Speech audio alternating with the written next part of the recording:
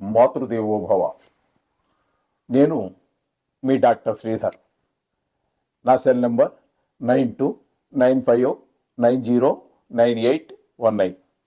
ఇప్పుడు మనం చెప్పుకోబోయే విషయం ఏంటంటే రవి సంక్రమణం. ఈ రవి సామాన్యంగా ఒక్కొక్క రాశిలో ఒక్కొక్క నెల చొప్పున తిరుగుతూ సంవత్సర కాలానికి పూర్తిగా ఒక రాశి చక్రాన్ని పూర్తి చేస్తారు. నెలకు ఒక్కొక్క రాశిలో మారుతూ ఉంటారు. కాబట్టి ఈయన ఒక రాశి నుంచి ఒక రాశికి వెళ్ళేటప్పుడు ఆయన ఇచ్చే ఫలితాలు ఒక్కొక్క రాశి మారుతూ ఉంటాయి. ఆయన ఒకే దగ్గర ఉండరు కాబట్టి సంవత్సరం పాటు ఒకే దగ్గర ఉన్నారనుకోండి, ఇంచుమించుగా అలాంటి గ్రహాలకు ఆ సంవత్సరం అంతా అదే ఫలితాలు ఉంటాయి. కానీ ఈ రవి అనేటటువంటి ఆయన నెలకి మారుతూ ఉంటారు కాబట్టి రాసుల్లో ఫలితాలు ఒక్కొక్క రాశికి ఒక్కొక్క ఫలితం వస్తూ ఉంటుంది, ఒక్కొక్క నెలలా మారిపోతూ ఉంటాయి. అయితే ఈ గోచార ఫలితాలలో మనకి ఈ రవి ఒక నెలకాలం ఉండటం వల్ల ఫలితాలు మారటమే కాకుండా ఇక్కడ దీన్ని సంక్రమణం అంటూ ఉంటారు. ఒక రాశి నుంచి ఒక రాశికి మారడాన్ని సంక్రమణము అంటూ ఉంటారు. ఇక్కడ ఇప్పుడు వరకు ఈ 15/3/2025 నుండి కుంభం నుండి మీనంలోకి ప్రవేశిస్తున్నారు. అక్కడ నెల రోజుల పాటు ఉంటారు. అంటే 14వ తారీఖు ఏప్రిల్ నెల 2025వ తారీఖు వరకు సూర్యభగవానుడు అక్కడే ఉంటూ ఉంటారు. ఇక్కడ మీనంలో ఉంటారు. ఇప్పుడు కుంభం నుంచి మీనంలోకి వెళ్తున్నారు కాబట్టి ఇక్కడ ఏ ఏ రాశుల వారికి ఏ ఏ ఫలితాలు వస్తాయి అనేటటువంటిది మనం తెలుసుకోవాల్సి ఉంటుంది. ఇక్కడ తద్వారా మేషరాశి ఇప్పుడు కుంభంలో మీనంలో ప్రవేశిస్తున్నారు కాబట్టి మీనరాశి నుంచే మనం ఫలితాలు ప్రారంభం చేసుకుంటూ వస్తాం. ఇక్కడ మీనరాశిలో ప్రవేశించారు కాబట్టి 15వ తారీఖు 3వ నెల 2025న అక్కడి నుంచి ఒక నెల రోజుల పాటు ఇక్కడ జన్మంలోనే రవి యొక్క ప్రవేశం జరుగుతోంది. అంటే చంద్రుడు ఉన్న దగ్గర నుంచే ప్రవేశం జరుగుతున్నది. కాబట్టి ఇక్కడ ఈ మీనరాశి వారికి ఫలితాలు ఏ విధంగా ఉంటాయి అంటే దేహార్తి చిత్త సంతాప కాలాతిక్రమ భోజనం బంధుమిత్ర సుహృద్వేష చంద్రరాశిగతౌ రవి. చంద్రుడు ఉన్నటువంటి రాశిలో గనక సూర్యభగవానుడు ప్రవేశిస్తే అక్కడ ఆ రాశి వారికి అంటే మీనరాశి వారికి ఫలితాలు ఈ విధంగా చెప్పబడ్డాయి శాస్త్రం.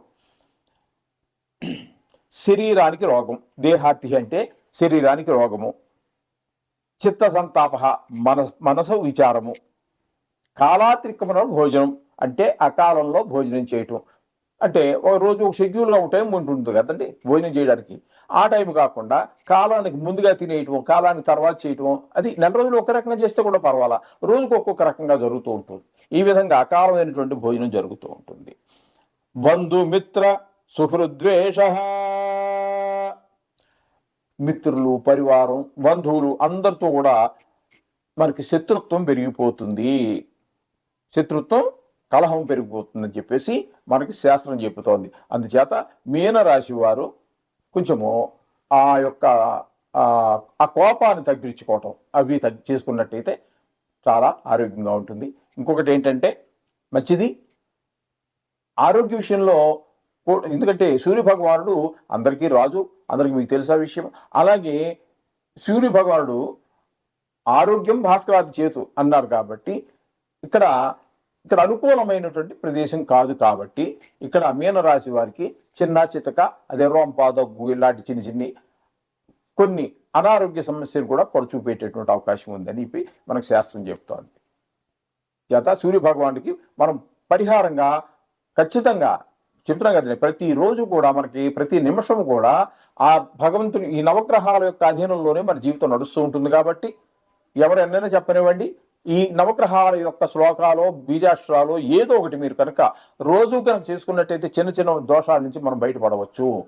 ఒకవేళ ఇంతకు మించి కనుక ఏదైనా అనారోగ్యం గట్టిగా చేసినట్టయితే గోధుమలు 1 కేజీ బావు తీసుకోండి, ఒక బ్రాహ్మణుడికి 50 100 దక్షిణ ఇచ్చేసి అది కనుక దానం చేసుకున్నట్టయితే, అది కూడా ఆదివారం చేయండి. అంటే తలుచుకోవడం, పూజ చేసుకోవడం ఏ రోజు చేసినా పర్వాలా.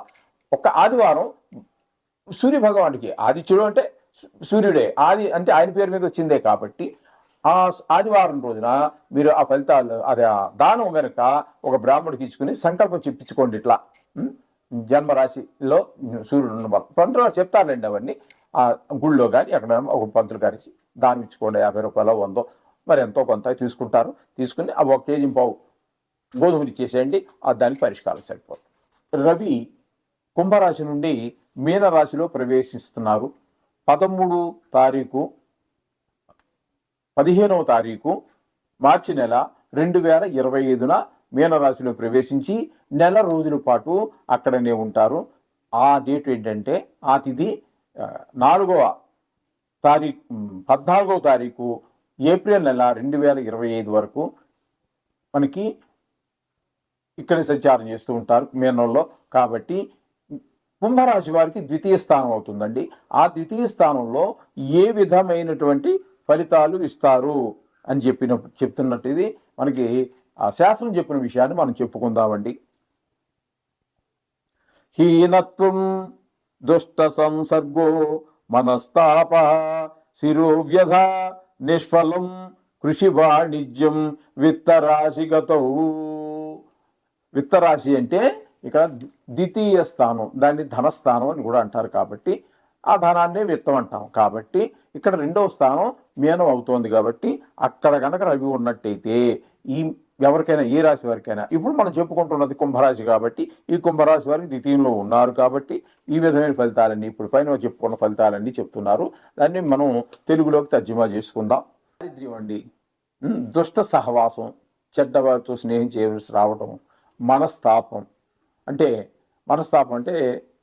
ఏదో కష్టం కలగటం మనసుకి, శిరోవ్యాధి, వ్యాపారం నందు కానీ వ్యవసాయం నందు కానీ ఎవరు ఏదో పని చేస్తూనే ఉంటారు కదండి, అక్కడ ధన నష్టం కలగటం, చేయి వృత్తిలో ధన నష్టం రావటం, లాభాలు రాకపోగా ధన నష్టం జరగటం, ఇట్లాంటి ఫలితాలన్నీ కూడా ద్వితీయ స్థానంలో సూర్య భగవానుడు సంచారం చేయటం వల్ల మనకి కుంభరాశి వారికి ఈ విధమైనటువంటి ఫలితాలన్నీ కలుగుతున్నాయి.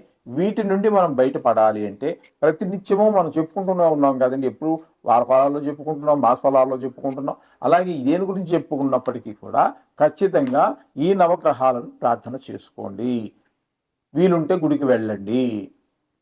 అలాగే ఇప్పుడు మనం ప్రత్యేకించి రవి గురించి చెప్పుకుంటున్నాం కాబట్టి కొంచెం ఇబ్బందులు ఎక్కువ ఏమైనా ఉన్నట్టయితే చిన్న పరిష్కారం, 1 కేజీ పావు గోధుమలు తీసుకొని 100, 50 ఇచ్చి ఆ బ్రాహ్మడికి దానం ఇచ్చేసి ఆ సంకల్పం చెప్పించుకోవాలండి. ఊరికి ఇచ్చేసి దండం పెట్టి వచ్చేయద్దండి. అది కొంచెం వారి చేత సంకల్పం చెప్పించుకుని రవిదోష పరిహారార్థం అని చెప్పేసి వారు చెప్తారు. వారికి ఇవన్నీ తెలిసే ఉంటాయి. చేసి మీరు అక్కడ దాని నుంచి మీరు ఆ సూర్యభగవానుడి యొక్క దుష్ఫలితాల నుంచి మీరు విముక్తి కావాలని ఆశిస్తూ